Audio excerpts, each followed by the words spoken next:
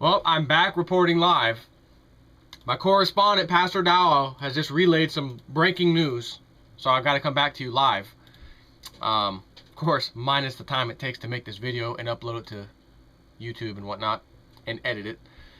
Yeah, listen, precious metals right now, silver's up $1.72, gold's, I don't even need to mention gold, it's way up, it's nearing 1700 again. I think it's up like $28 and some change. But here's some interesting news. Breaking news from Realist News. Another big wave of losses for Bank of America as Fannie Mae and Freddie Mac decide that they don't want Bank of America / Countrywide's bogus mortgages. Not my headline. And you remember when your boy mentioned one of his mortgage companies, how they bundled it, sold it off, bundled it again, sold it off, bundled it, bundled it again, sold it off, and ended up in Countrywide's lap, who I think might have bundled it. Actually, I don't think they bundled it. And then got shotgun married off to Bank of America. Here you go. Here's a big fat turd for Bank of America. Oh, thanks. And that turd is showing it is nothing but a turd. You cannot polish a turd, as the old saying goes. So, what's the chances of my mortgage company being in the news? Again, I told you this fraudulent activity that's been going on. Nonsense. Packaging, repackaging, selling them off, nobody signing the chain of title, nobody knows who owns the damn thing, etc. And I mentioned to you that my lawyer had told me to stop making payments due to the research he did into my chain of title. And for some reason, there's some couple, 2 or 3 people out there who just think, oh, that's wrong, that's wrong, that's wrong. If it's wrong, why aren't I being sued and foreclosed on right now over a year later? Why have they stopped calling me when I called them out on this due to this research I did? I'm not a sheep. I'm not a bozo. I'm a pretty intelligent young man who takes things upon himself and questions everything, including authority, which means the president, the Congress, a local politician, your bank, whoever it may be that you think these higher-ups and prestigious things. I'm going to step back and take a look. And when I did that, throughout my life of last 6 years, I kept finding over and over and over and over and over again, looks like I've been lied to. This is supposed to be this way and it's not. How about that? That's a whole different subject and category. Looks like that's supposed to be that way and that's not. It's completely opposite and wrong. It's a big lie. So I wonder about the banking crisis. I keep seeing this, show the note, prove the note, right? Show us the note. Foreclosure tactic. What's that about and why are people doing it? Oh, don't look at that. It doesn't work. Doesn't work. Well, no, thanks, but I'm going to look at it anyways. Oh. There's issues there. So, I might as well check mine because I know that everything that they said, check these things off. If you had anything happen to you like this, you're probably 10 out of 10 candidate. This is you. Huh, that's funny because everything on the checklist happened to me with the packaging and sell-off and all that stuff. So, I questioned everything and... Wow, breaking news. Bank of America, of all banks, my bank, my mortgage company anyways, not my bank.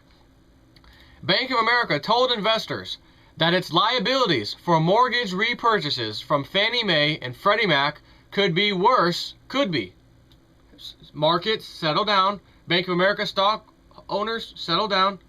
Could be worse than expected as the two companies became more rigid in dealing with the bank.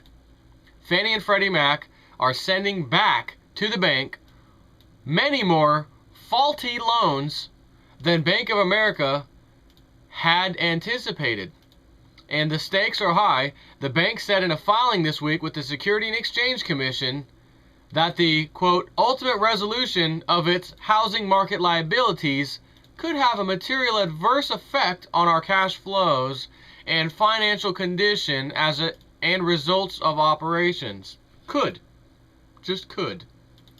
You know, what was that movie? Dumb and Dumber. He meets, at the end of the movie, he meets the girl he's trying to give the suitcase back to, a hot lady or whatever, right? And he says, what are the chances, and he actually says it backwards, you know, of a girl like me and a guy like you getting together? Not very good. Not good, like 1 out of 100 or whatever. No, I was thinking like more 1 out of 1,000,000. So you're saying there is a chance, right? So let's read that again. The stakes are high. The bank said in a filing that this week with the Securities and Exchange Commission that the ultimate resolution of its housing market liabilities could have material adverse effect on our cash flows, financial condition, and results of operations. Again, could be worse than expected. And we weren't expecting really anything bad, just a tiny bit. So it could be worse. Bank of America, yeah? Could be worse, like 1 out of 100 chance? Bank of America? No. We were thinking like 1 out of 1,000,000. No, in other words, it's actually the opposite. We're thinking more like 1 out of 1. Yeah, that's how sure we are it's going to be worse than expected. But be careful how you write that. All you news agencies, be careful how you write that. Oh, it could have a negative effect on the markets. You know what? I don't care. I don't care if it has an effect on the markets. They're rigged anyways. They're paper garbage anyways. Everything's leveraged 100 times, whatever, for every one real thing of whatever it's supposed to show, be attached to. Nonsense. So Bank of America, yeah? Step into my office. Why? Because you're freaking fired. I fired you a year ago and got yelled at by people. Now, who needs to be yelled at? Me or Bank of America? Citibank, JP Morgan, Goldman Sachs, the guys who took all of your money and your children's money and your children's money right now. And now the liabilities are out there that have to be paid in the future. We'll push it off. But I'm the bad guy who exposed criminal issues within my situation with what some of the banks in the process, including Countrywide and them, did. Fraud, all kinds of interesting things that were uncovered. Oh, you got that loan, you should have known you had to pay it back. Yeah, show me who I need to pay it back to. Is it this guy? Because he didn't sign off on the chain of title. Is it that guy? He didn't also sign off on the chain of title. Neither did he, and neither did that person. But that one way over there years ago did. But they're no longer in business. So does that mean it goes to the guy before him? Or do they still get it? It's not, certainly in Bank of America's, in my case.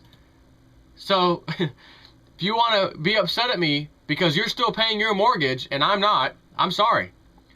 My situation is unique to me, not you. But chances are, if you listen to my video the other day about the foreclosure problem, and you say, hey, that happened to me too, basically, the gist of it is, did you ever get a letter in the mail saying, your mortgage has been sold off to someone else, please make payments to this company? And then some other time later, that company is no longer your mortgage company. We're your mortgage company. Please send payments to this place. If you had that happen, I would say twice or more during the span of your mortgage, you are a candidate. That's what that was about. So, in other breaking news, and this is a good one, and I mentioned this before, and I said the cities, local governments, pension system, all that stuff, the funding, the liabilities they had, again, the reason the Roman Empire collapsed. Unfunded liabilities. The History Channel doesn't seem to talk about that. History books don't seem to talk about that. All they talk about is the war expansion and the watering down of the money, the currency, which is true. That was a reaction of the unfunded liability problem. That was the key issue. That's the issue we have today.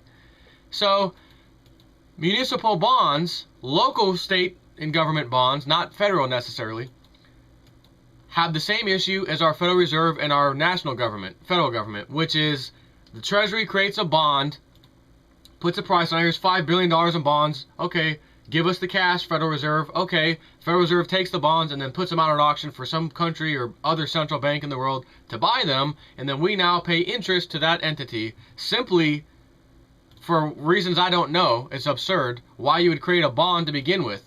Because the bond is the actual word. You know the word bondage? You are in bondage to somebody? That's why that word is probably chosen.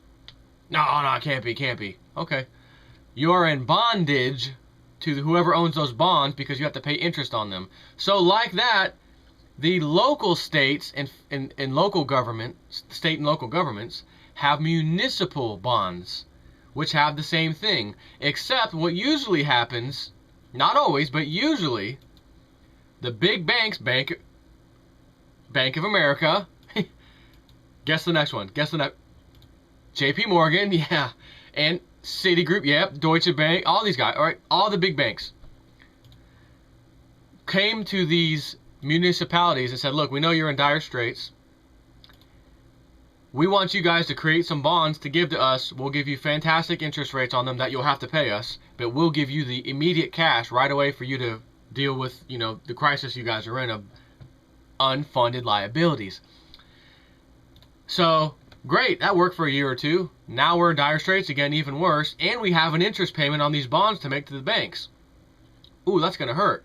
So now the firefighters, policemen, everybody else, you're not hearing the whole reason why you guys are being cut, why your pensions are in trouble, why your retirement's in trouble, because part of that is the unfunded liability issue kicking in, which is your retirement, by the way. And they had to help get your retirement paid by getting these bonds out there to the banks, and then the banks sit on them. And it turned out that there was secret agents, if you will, from JP Morgan, all these big guys, especially JP Morgan, who went into the industry, found out which other banks were participating and what interest rates they were giving as far as bonds, what they would put up for bid, and outbid everybody because they had an inside source in there and snagged all that business, which was illegal. And guess what happened? We'll settle out of court, Security Exchange Commission, blah, blah, blah. Okay, no problem. Have a nice day, JP Morgan. Here's a little tiny fine. Piss off. So they got busted rigging the municipal bond game, and they also got in trouble a couple years ago for something with municipal bonds also. I don't remember exactly what that was about. So, now that you're up to date with Realist News kicking into high gear, spitting out truth and information that you just don't get on Fox News, CNN, or any other crap mainstream media. You notice how those guys, when they're talking about something, and they've got a guy on, and they're talking to him, he's got a camera on him, and you see it both on the screen, and the guy, Neil Cavuto, whatever his name, Bozo, pick a Bozo, it doesn't matter. And, talking to a senator, and he acts like he knows what he's talking about. But you can see his eye, if you stare at his eyeball, reading something. Next question to ask him. He looks down, he'll see something, okay, ask him about that. And he'll just kind of nonchalantly look, you'll see his little eye do a little read thing, and then he doesn't know what the hell he's talking about. He's just a spokesperson. Kind of like the president and the president's spokesperson, the White House chief of staff, whatever hell, I don't even remember the name, press secretary. He's the spokesperson. He doesn't know jack crap. He has a little script to read. Here's what you're going to tell them. Have a nice day. But me, I don't have to read a script. I know exactly what the hell I'm talking about.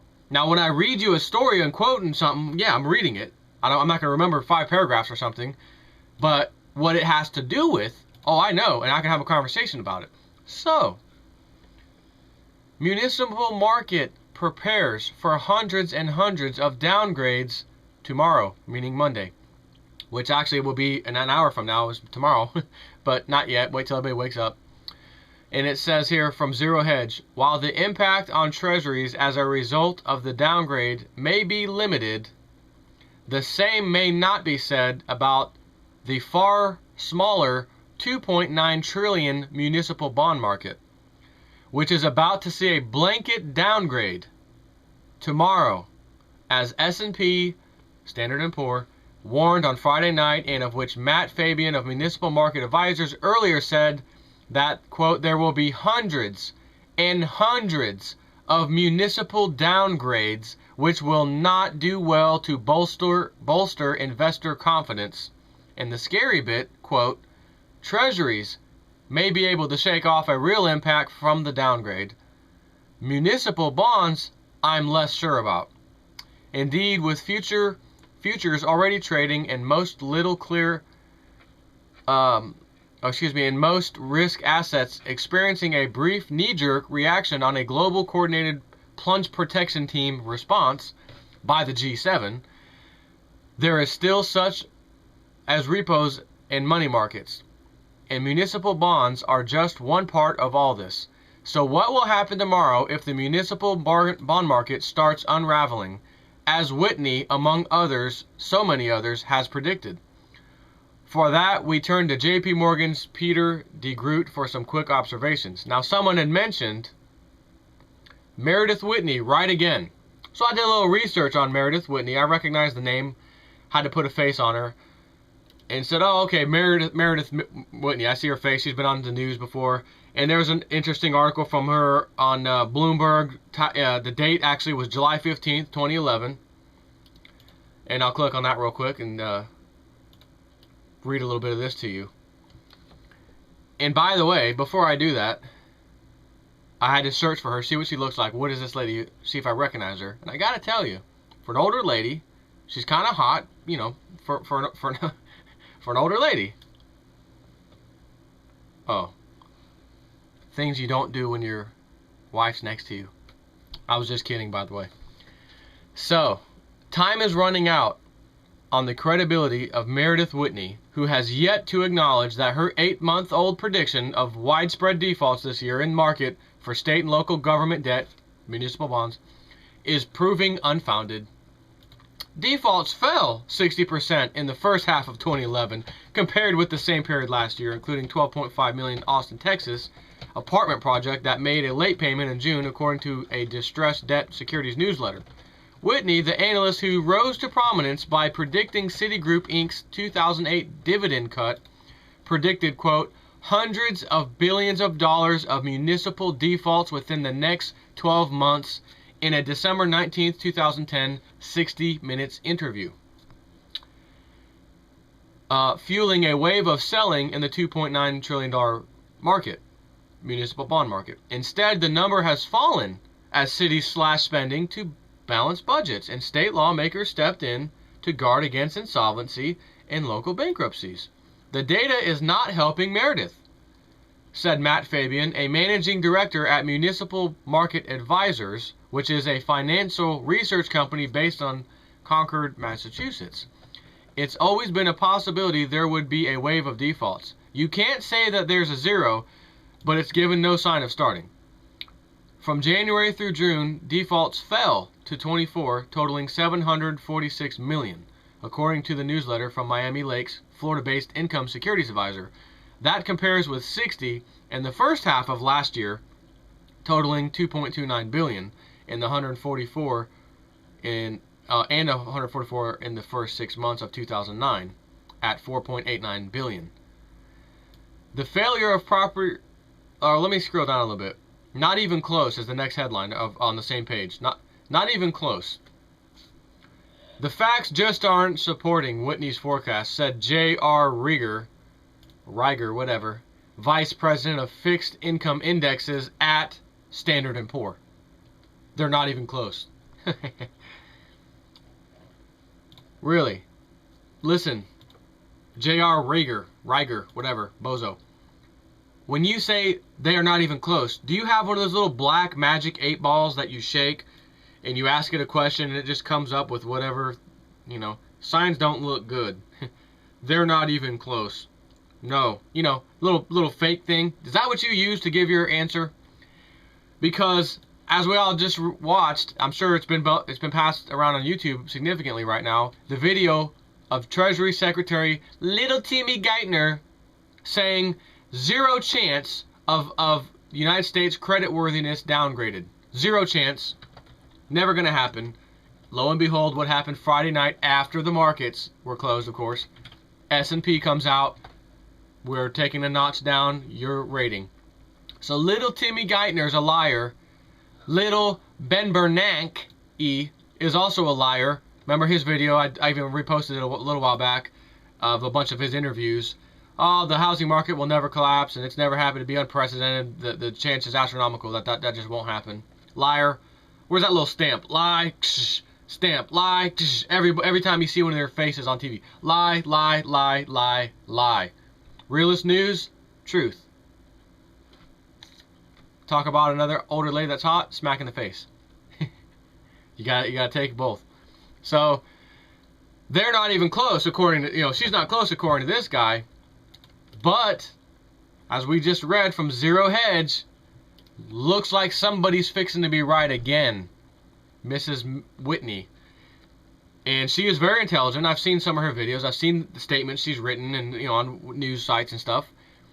I didn't see anything that was really wrong. I haven't spent a lot of time looking at every single thing she said, but I started studying about the bond market and stuff before I did this video, of course, because I want to research before I open my damn mouth. And sure enough, I agree with what she's saying. Easily. She even put 12 months on it, gave a time frame. I try to stay away from time frames, because it is hard to put a pinpoint on that sometimes. But she was bold enough to say within 12 months from now, the next year, meaning from December 2010 to December 2011. So we're halfway. I mean, like he said, we're over 8 months. Fine, we're just over halfway. And look what's coming up in the news here now. And even if it doesn't happen in full swing by that 1 year time, and it really kicks into high gear in the beginning of 2012 or something, are you really going to say she's an idiot, she's stupid, she was wrong, ha ha ha, it didn't happen in a year? No, but it happened in a year and 3 months. You know, I mean, like that. That's just people like that hold on to the precise words and time frames, and, you know, who cares what the value of the data? If it doesn't match the timeline that this person said, it's completely trash. Happened the day afterwards, I'm not paying attention. So stupid. So anyways, that's all I got for you guys. And we will see when I wake up tomorrow morning what the price of gold and silver is when the markets kick in. I'm very curious to see how this week goes. Because, again, as I've said, and this is common, you could find this on the internet just searching for these things, but when there's a major sell-off in the stock markets, not even whether it's the whole world or just the US or whatever it is, people have stocks on margin. Fractional reserve banking, fractional reserve lending, and basically fractional reserve stock market euphoria for everybody. So I can go in on margin, I can play with you know, a mini contract, let's say, of silver. They give you 1,000 ounces worth of playing. You own 1,000 ounces on paper. You only need to come up with 100 ounces worth of money. But I can play with 10 times the amount that I put in? Yeah, isn't that fantastic? Hell yeah! So every time it moves up, whatever it moves up, I'm getting 10 times that amount in my pocket, right? Yeah. But what if it moves down $1? Oh, you just got cleaned out. Major clean out session. $1, you lost $1,000, like that. Sorry.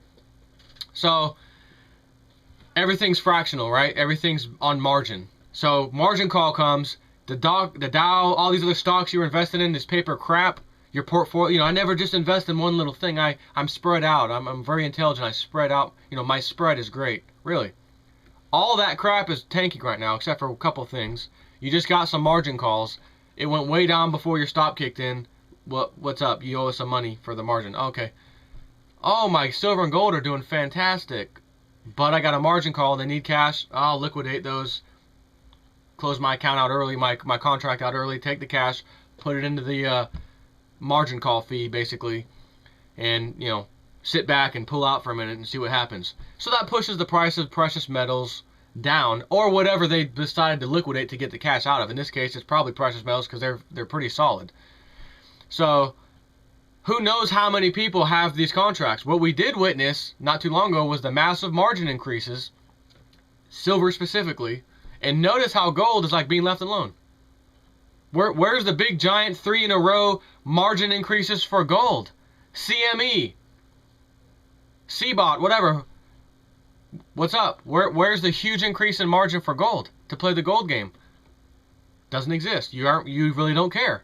But silver, on the other hand, which is tiny compared to gold, tinier market, and price-wise is disgustingly cheap. Big hike, big margin hikes. We don't want to get that out of control.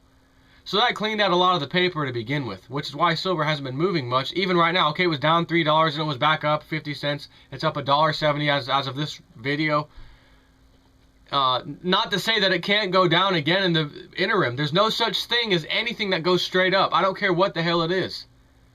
So it's volatile as hell. When it first kicked in, I was at 6 p.m. tonight, this evening, checking on my phone live. Boom, show me the silver. The precious metals, overseas markets. What's going on? Boom, up 83 or 88 cents, like that, just nowhere. Wow, it's up 88 cents. Gold skyrocketing too. Wow, that's great. A couple minutes later, it's down to 33 cents, down to 20, down to 5, down to 2 cents. You know, in other words, 2 cents above where it started. It's up 2 cents. It was just 80 cents. Refresh. Oh, it's back up to 20 cents. Refresh. Oh, it's up 30 cents. Refresh. It's back to 50. Okay, back down to 20. All right, that's what you see in a volatile market. And the news coming out right now is going to exacerbate that volatile market, those volatile moves. Big moves in silver up and then big moves down. You're going to see a $2, $3, $4, $5 a day move like that, as the Webbot had already successfully predicted. It's coming back, And by the way, I don't know the exact time frame, as the webbot said, silver market specifically, there will be, after the $5 a day moves, which again, we've already hit that, that's already happened. After the $5 a day moves, sometime in the near future, we're going to see $20 moves in a single day in the silver market. Does that mean whatever it starts at and it goes up $20? It could be that. But it could also mean it starts off, goes up $10, goes back down $10, and leaves where it started in the beginning. It also means it could start at a price and go down $10, $15, $20, and then move back up some amount.